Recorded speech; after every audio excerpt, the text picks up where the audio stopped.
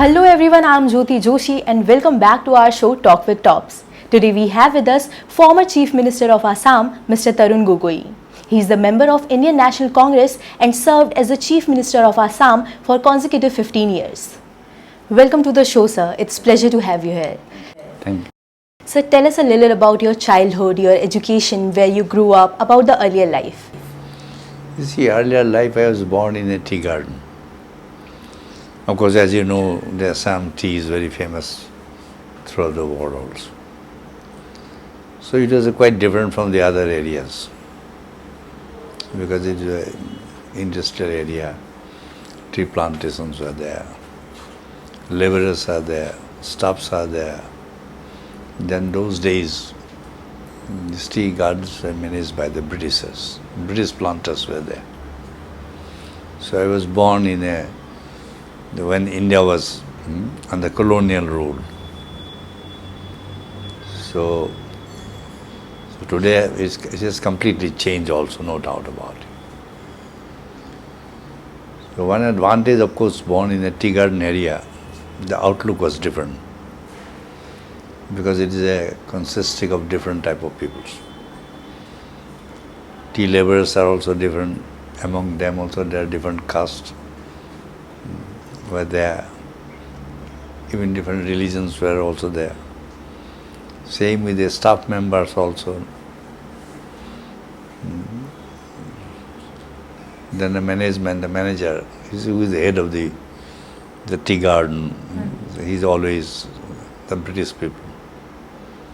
So I was born in an atmosphere which is different from the normal in a village or in a cities where the same community live together. So normally I was born in a cosmopolitan, so that's why my outlook has been from the very childhood. So not a narrower, it has been all along in a wider. All along it has been. So that was of course that time, as you know, the country was most backward. The roads were in bad conditions. Other facilities, most of people were the very poor people. They can't afford to buy even the char. So literacy was also in a very low rate. So that was the situation also. So that time, of course, when I was a school children, I saw the movement also, independence movement. Large number of people came out shouting slogan against British imperialism, demanding independence of Assam. As a school children also, we joined in the procession also. So that was a quite different circumstances. Then of course we play. Those days we don't have afford to buy football. We can have that grape fruits, slightly bigger fruits. So we should play as a football. So it was a very interesting story. So then I started my study in a rural background. School is in the village, not in the tea garden areas. So I had to walk about 1.5 kilometers. In those days it was a muddy road also. Then school was, as you know, you have to sit in the ground also. It was a test house.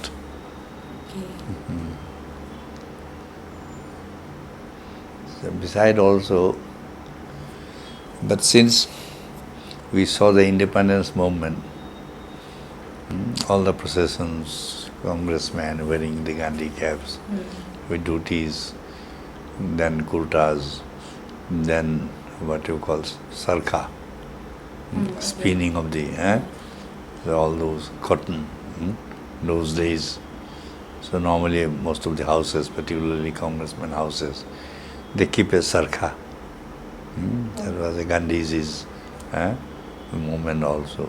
So that we saw, we had an experience also. Then I still remember when I was a student of class 4, 42 or 42, 43 I think, the Nehru came to that time of course we shifted to a town. Then we shifted to a town. Okay. Jorhat is a headquarter of a district. Earlier it was a garden, then shifted for my the other education. We shifted to a town also. So there he came to address a meeting. And I went to, though I was a very school student of class 4, hardly I was 12 years or something, so not less than 12 years. I went to attend that meeting also as a young children. That's so nice. So that's a, and still I remember another day, those days the league was also, in Assam the league, Muslim League was very strong also. At that time Nizamuddin, who became the Governor General of Pakistan subsequently, he also came, I still remember, when I was a school student. Okay. So I used to go to every meetings, whether it's a congress, whether league or other meeting also. After then of course I completed my school. Then I completed my graduate in my hometown. Okay. JB College we call, this is my hometown. So after that of course I came for study Allahabad University for a short while, study law. Then I fell sick, then I went back. Then I joined law again in my Guwahati University where I completed my law degree. Then I started by practice. So post LLB from Guwahati University, what inspired you to join politics? Politics is, I'll tell you, from the very, maybe from college days. Even not college, even my school days, even when I became about 19. So since then I was attracted by by politics. By that time I became a member, even school time, those days there was a student congress. So I joined member joined congress. Then there were volunteer corps, student volunteer corps. So I became a member of that volunteer corps. Then I gradually I just got promotion, then became an assistant commandant. Subsequently I became the commandant also. So since then, school days, I was attracted by by some politicians. And I don't know, since my college days, I was very much attracted by Nehruji. How did your family react to you joining politics since you came from a service class family? In fact, my father was not very happy. He was, after all, he's a professional man, he was a doctor. So he wanted all our children, all my brothers and sisters to be either doctor or engineer. He wanted to be a professional man. Even he didn't like me to study law. Because I was all along, I said, no, I'll just study, the law. He didn't want, he wanted me to join science. So that I could prosecute either medical or engineering. Almost my brothers, one brother was doctor, so the rest are engineers. Service class family. Normally, is that my father was not interested in politics. You have been associated with the Indian National Congress from early 70s. Yeah, before that also. Okay, before that. Before that. So what is it about the party that you have stayed loyal to the party for so many years? I don't know why. From the very beginning, of course, that time Congress was the only party. Everybody knows. The party was associated with Mahatma Gandhi, with Nehruji, Sardar Patel, all these stalwarts were Muhammad Abdul Kalam also. So all the stalwarts, even Lal Bahadur Shastri, Jagjivan Ram, all those famous, those days they were the famous politicians they belong to the Congress. So I was attracted to the Congress since my school days, then even college, then university. Then after that I actively joined the main Congress. You have served under the government of Mrs. Indira Gandhi ji, then Mr. Rajiv Gandhi ji, P.V. Narasimha Rao ji, and then Mr. Manmohan Singh ji. So how, according to you, has the party evolved under all these leaders? I was in the party. In Indira ji's time also I was in charge of, when she was the Prime Minister, I was in charge of Youth Congress. That time, of course, I had an opportunity to work with Sanjay Gandhi also. Those days. That's a pre-emergency time also. Those days I was there. Then, of course, I came close to Indira ji also, not. Then I again became joint attached to Rajiv Gandhi. So I worked with Rajiv ji. So I worked with Indira ji, then Rajiv ji, even Sanjay ji. Then subsequently I became minister when Narasimha Rao was he became the Prime Minister. Then of course I went as a PCC. Then when the Manmohan Singh was here, I was what you call the Chief Minister in the state of Assam. You see, Congress has been adjusting, has been changing also. Your policy has been changing with the changing of time. Even for example, 91, the big reforms started. Even Rajiv ji also started. You see what now they've been talking of digital India. In fact, it was Rajiv ji who started the digital India. It is he first, all this, whatever they call computer or Sampatrota, as you know, that communication systems. It is he actually first took initiative. Rajiv Gandhi took a lot of initiative for these communications, improvement of the communications in the country with the computer and all. So, and beside also he a lot of emphasis on education also, and particularly panchayati system, decentralization of power, empowerment of the women also. I have seen, Indira ji also I have seen how she encouraged young people. See, those days when I became an MP, I was a young boy. But that time also she was encouraging me.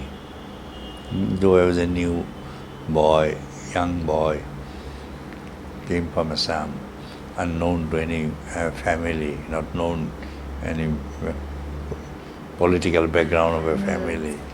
In spite of that, she encouraged us, there's no doubt about it. How's the state of Assam is performing under the new leadership of BJP, according to you? You see, they have not been able to do anything. So that's why today people are frustrated. They did expect a lot of things, not that they didn't expect it. That's why they voted also in a big way. They did. They thought that there's new government will bring a lot of changes. And then Modi also, his whatever called advertising machinery or whether propaganda machinery, yes, had a good impact. It had a lot of effect also, and they got a lot of support. There's no doubt about it. Modi effect or RSS. In fact, RSS also played a very important role in mobilizing the votes in favor of the BJP. But as far as delivery, they have failed. Whatever they have promised, they have not been able to implement it. Yes, they promised a lot of things, and most of the promises have not been able to implement till today, either from center or from the new state government. Are you in the race to be the new CM of Assam in case the Congress gets a majority in the upcoming elections? I am not easy because my age also is a factor. Okay. So definitely I want the new generation to come up. So there is every possibility. possibility is still there that we'll come back to power, we'll form the government with a new face. You are the longest serving Chief Minister of Assam, that is for 15 years. Yeah, How yeah. was the journey? Journey was initially, as you know, it was full of thorns. You see, that time the roads were bad, all the development activities came to a halt, law and order was terribly bad, insurgency was at the top. You couldn't go out after darks. So killings, all sorts of things, violence, bomb blasts, IED. So that has become a day-to-day affairs. So that was the situation. And besides also economy was also equally bad. The government couldn't pay salary to the government employee, leaving aside all the development activities. So all the development fall. So all these combinations, economic bankruptcy, law and order, lack of job employment opportunity, so leads to all sorts of resentment. All resentment is help insurgency group to grow. So that's why that time insurgency was growing because of all this accumulation of frustration, lack of job opportunities, lack of economic development. All these contributed or became a fertile ground for growing insurgency also. That is the situation I became the chief minister. So initially I had a full of trunks, but in the end, situation has changed to a great extent. Okay. Tell us that one thing you would want to be remembered by. See, remember one thing that you see for Assam, for tackling the insurgency situation. That tackling of insurgency situation has helped the state government or the people of Assam to live in peace. And whatever the development has taken place, because of, you see, we could contain the insurgency there. So that people's, what were the supports, were gradually losing on it. And without people's support, no insurgency can survive. So first we need have a support from the general public. Without general public, you see, it is not easy to tackle it, neither through army nor police or any other forces. We need also. But most important is to win over the people. To see that they don't support insurgency group. After retirement, in what ways you want to contribute to the country? No, in fact, I have been all along associated with my party. I do advise. I do associate it with my all the decision-making process also. I am actively in the organization. I don't move only. You see, now that I am not active in politics, in state politics, center, whenever I come, I meet Rahul Gandhi also, senior leaders, even in Sonia ji also. And that's why I keep in touch with my party, and whatever is possible on my part, I extend, and I do take part in my state, whether program, whether policy making, decision making, everywhere I am there, except I don't move, I don't mobilize. You see, this is. How do you unwind yourself, or how do you spend time with your family? What are your hobbies or any passion? No, family, of course, my one son, one daughter, he has become an MP, so he's also busy. Okay. So another, my daughter, she's not here, she lives in America. So normally wife is the only companion and me. And besides, of course, I spend some time with my wife. Rest, of course, I meet visitors also. Every day I do visitor also, whether congressmen, other people. So I read a lot of things also normally. So I do my exercise. So that is my normal life. I have been meet all people, all sorts of people. So Not that only political party which we meet, whether sportsmen, whether artists, whether students, whether employees. I meet whoever comes. So I enjoy light also, so that I get a lot of time to visit my friends or any ceremony, any function, earlier which I couldn't attend because of my preoccupation with my government activities. Now, whenever any invitation, whether it's a marriage or other ceremonies or social functions, as far as possible, I do and go and attend. Sir, at last, thank you so much for taking out your precious time for us. Thank you. Thank you so much. It was very nice talking to you. Thank you. So nice of you. Thank you. That's it we could pack into this edition of the show. For more videos, subscribe to the channel Top News Networks.